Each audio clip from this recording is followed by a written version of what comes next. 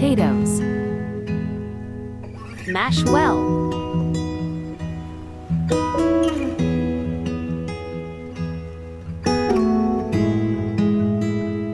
One teaspoon salt. A half cup all-purpose flour.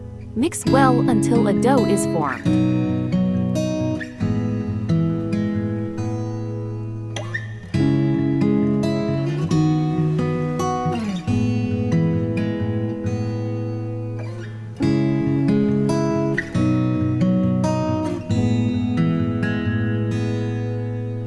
Boiling water. Add in water. Boil 4 to 5 minutes on medium flame.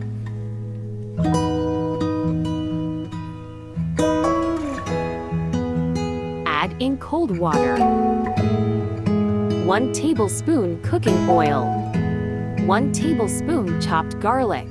Cook on low flame for 1 minute. 1 tablespoon soya sauce. 1 tablespoon chili sauce. Mix well. 1 tablespoon ketchup. A half teaspoon oregano. A half teaspoon chili flakes. 1 chopped green chili. A quarter teaspoon salt. Mix well. Add boiled pasta. Cook on low flame for 1 minute.